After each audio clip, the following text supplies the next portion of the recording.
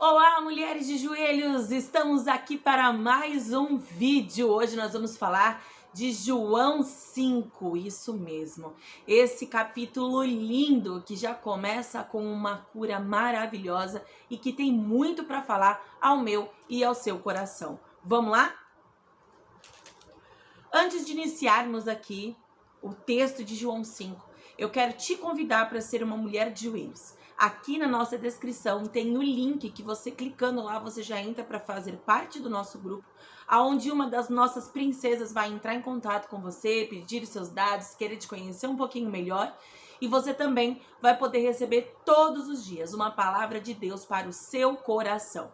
Siga também o nosso Instagram, onde nós temos ali algumas palavras já para você, onde nós temos ali uma comunicação diária também com vocês, amém? Vamos lá agora falar sim de João 5. Aqui no início nós já vemos João curando um paralítico, uma cura maravilhosa que tem muito para falar ao meu e ao seu coração. Aqui a palavra vai nos dizer que este homem já estava há 38 anos ali no tanque de Betesda. Esse tanque, ele tem a tradução como casa de misericórdia. É isso que ele tem como tradução no original. Aquele povo tinha uma grande convicção de que quando as águas mexiam, era um anjo que tinha vindo sacudir as águas e quem entrasse primeiro seria curado. Eles tinham esse misticismo ali em volta desta água. E aí, bem no comecinho, bem no início aqui, vai dizer que ali estava tendo uma festa e Jesus foi para lá, para Jerusalém. Só que eu achei muito interessante que enquanto Jesus está indo para Jerusalém e esse povo está em festa, Jesus ele não vai lá para a festa, né? Não aparece aqui Jesus festejando como geralmente as pessoas estariam. Quando você vai para um lugar que está tendo festa, geralmente você está indo para festejar, para comemorar.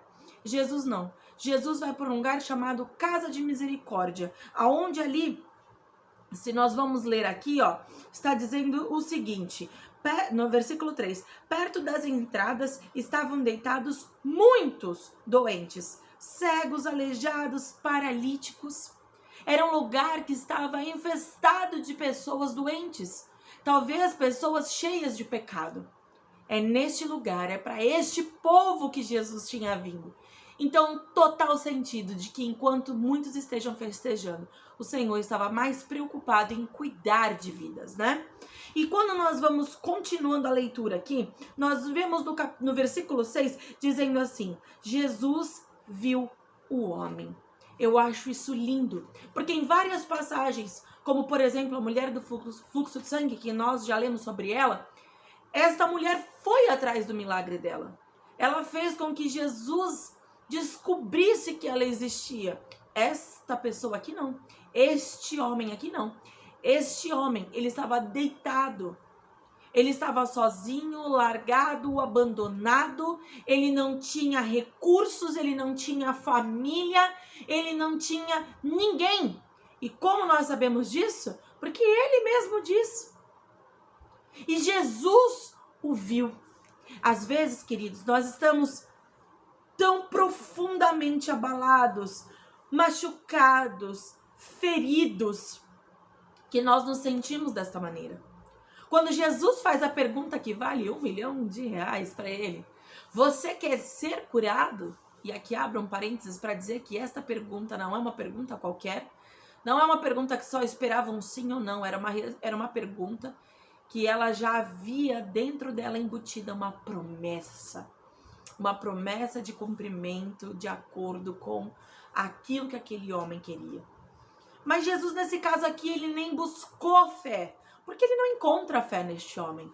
Ele diz assim para Jesus, Senhor, eu não tenho ninguém. Jesus perguntou para ele, você quer ser curado?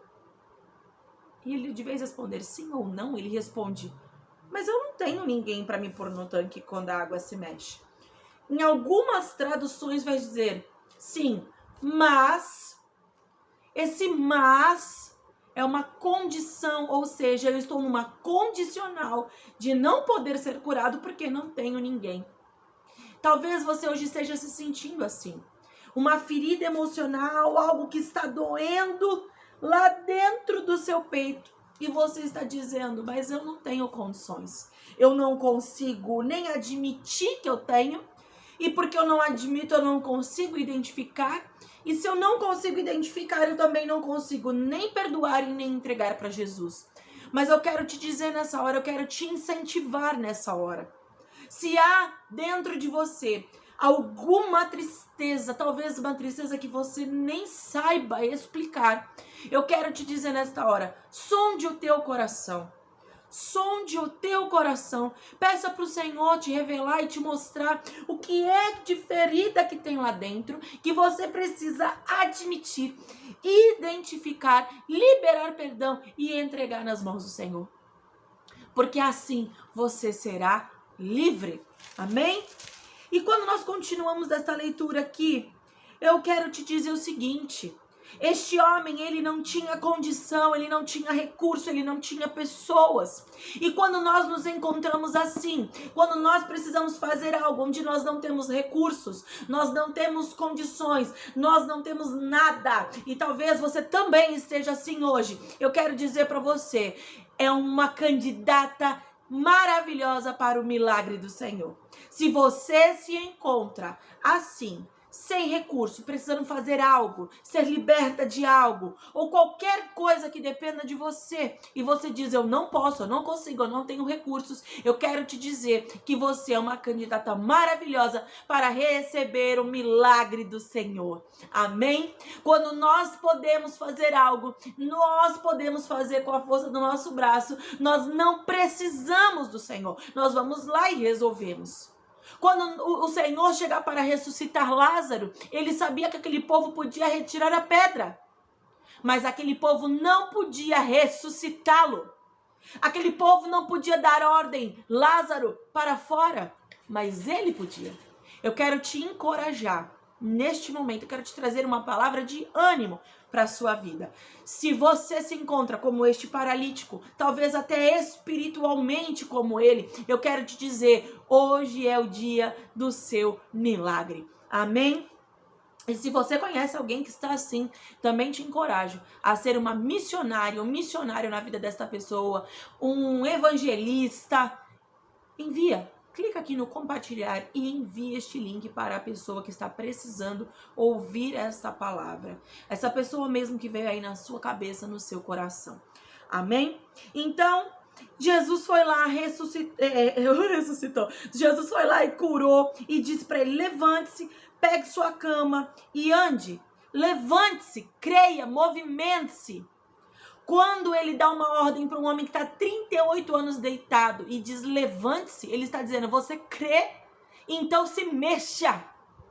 Quando o Senhor nos dá uma palavra, nós precisamos nos mover debaixo dessa palavra. E depois que ele diz, levante, ele diz, pegue a sua cama, pegue o seu problema, pegue aquilo que é um memorial que te lembra de todo o seu passado, de tudo aquilo que te feriu. Pegue isso agora e leve para longe de você. Pegue, levante, ande. No mesmo instante, o homem ficou curado, pegou a cama e começou a andar. Glória a Deus. Só que isso tinha acontecido no sábado. E aqui começa um grande problema. Aqui começa um grande problema. Esta ordem foi dada no sábado.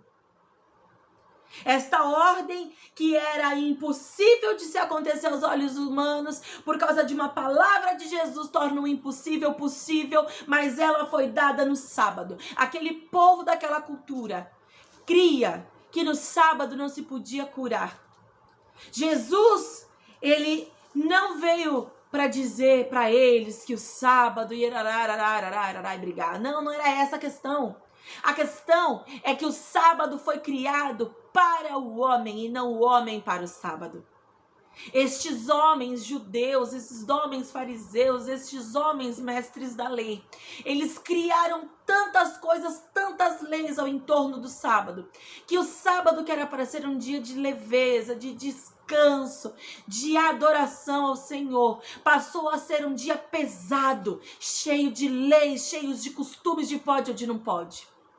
E aí, estes homens começam então a criar um caso em cima de Jesus. Eles queriam saber quem é que tinha curado aquele homem. E esse homem aqui no versículo 13 vai dizer que ele nem sabia quem era Jesus. Mas mais tarde Jesus tem um encontro com ele lá no templo. E aí este homem vai fofocar. Isso mesmo que você entendeu. Às vezes nós fazemos algo para alguém e essa pessoa, na primeira oportunidade que tem, fofoca sobre nós. No versículo 15, o homem saiu dali, depois de Jesus ter falado para ele, alertado ele, e ele foi fofocar para os líderes. Porque Jesus falou assim para ele no 14, você agora está curado, não peque mais, para que não aconteça com você uma coisa ainda pior. Claro que nem tudo, nem toda doença venha advinda de um pecado, mas neste caso vinha. Por isso que Jesus foi falar isso para ele, né? Então, quando ele vê que é Jesus, ele vai lá e fofoca sobre Jesus. E a partir do verso 17, aqui como nós falamos que em João está falando da divindade de Jesus, Jesus como Deus, nós começamos a ver aqui, então, o próprio Jesus aqui falando sobre esta divindade, né? E ele diz assim, então Jesus disse a eles, porque eles começaram a perseguir Jesus, o meu pai trabalha até agora e eu também trabalho. Para estes homens isso era uma blasfêmia. Além deste homem estar curando num dia santo, num dia que eles achavam que não podia fazer cura nenhuma, este homem ainda estava blasfemando, dizendo que era o próprio Filho de Deus. Para esses homens isso era inconcebível. Então, quando Jesus diz isso, ele se colocou em pé de igualdade. Isso chocava os judeus. E quando ele continua dizendo, eu afirmo a vocês que isto é verdade. O filho não pode fazer nada por sua própria conta. Aqui ele está mostrando que ele era sujeito ao Pai. Ele está mostrando a sua sujeição a Deus. E na continuação, no versículo seguinte, quando ele diz, pois o Pai ama o Filho. Ele está dizendo que ele é o Filho amado, o filho que sujeita, o Filho que é obediente. O Filho amado, ele está dizendo, Pai ama, mostra tudo para mim, tudo que ele está fazendo, e vai mostrar a eles coisas ainda maiores do que essas, e vocês vão ficar admirados. Porque assim como o Pai ressuscita os mortos e lhes dá vida, assim também o Filho dá vida aos que ele crer. Nós vemos aqui até o versículo 25, Jesus dizendo assim, o Filho dá vida àqueles que estão mortos espiritualmente. Ele estava se colocando em pé de igualdade com Deus aqui. Estes homens escutam isso como uma afronta. Eles não têm a pura revelação de quem é Jesus. E quando nós vemos aqui, ele falando no versículo 24, quem quer as minhas palavras e crê naquele que me enviou, tem a vida eterna e não será julgado, mas já passou da morte para a vida. Ele está dizendo que ele tem poder de dar vida eterna.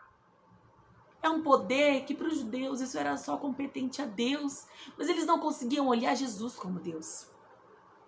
No versículo 26, assim como o Pai é a fonte da vida, assim também fez o Filho ser a fonte da vida. Ele está dizendo, assim como Deus é fonte de vida, eu também o sou, porque também sou divindade, eu também sou Deus. Não fiquem admirados por causa disso. No 27, antes disso, ele ainda diz assim, e ele deu ao Filho autoridade para julgar. Olha só, ele dizendo, eu fui constituído como juiz. O poder de julgar está sobre mim. E aí ele continua aqui, não fiquem admirados por causa disso, pois está chegando a hora em que todos os mortos ouvirão a voz do Filho do Homem e sairão das suas sepulturas. Aqueles que fizerem o bem vão ressuscitar e viver, e aqueles que fizerem o mal vão ressuscitar e ser condenados. Aqui ele está dizendo, eu tenho autoridade para ressuscitar os mortos nos últimos dias. Olha só, Para nós é normal ouvirmos Jesus falar isso, porque nós cremos nessa palavra. Para este povo que não cria em Jesus, era muito difícil para eles. E então Jesus começa aqui falando, né, a partir do versículo 30, testemunhos a favor dele. E Jesus continuou falando, eu não posso fazer nada por conta própria, eu julgo de acordo com o que o meu pai me diz, o meu julgamento é justo, eu não procuro fazer a minha vontade, mas a vontade daquele que me enviou.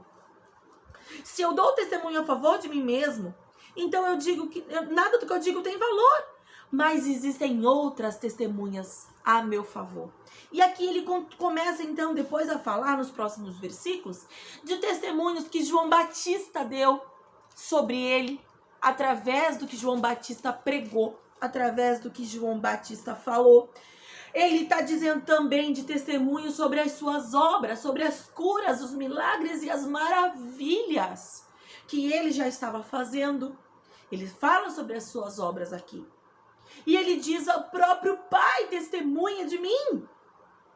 Até as escrituras, quando ele cita Moisés. E se esse povo seguisse mesmo as leis de Moisés, se esse povo estivesse realmente preocupado em entender o que Moisés havia falado a respeito do Messias que viria, eles teriam entendido quem era Cristo. Mas este povo não estava pronto. Este povo não estava preparado. E aqui no versículo 45 diz assim: não pensem que sou eu que vou acusá-los diante do Pai.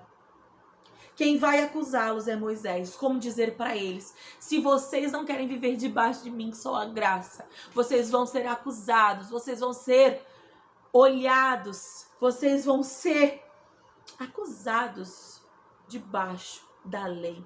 E a lei, ela nos ensina que ela não veio para libertar ninguém, não.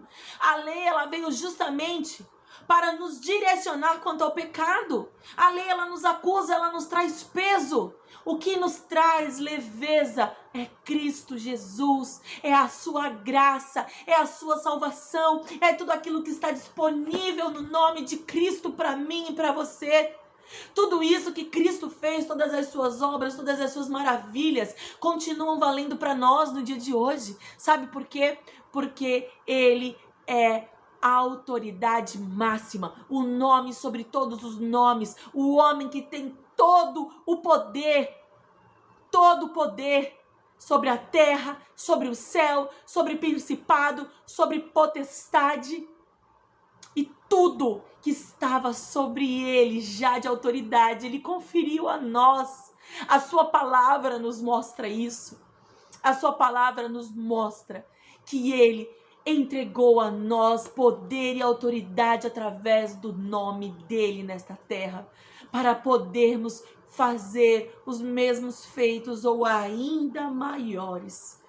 Nós podemos, através do nome de Cristo, curar, libertar, falar em línguas, não por nós mesmos, mas por este poder que atua através de nós. Amém?